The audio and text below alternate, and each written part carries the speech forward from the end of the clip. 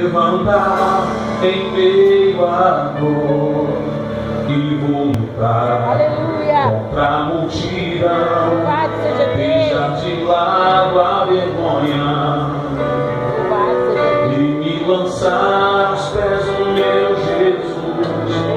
Sem tuas vestes eu tocar, certamente curado serei, e aos teus pés me humilhar.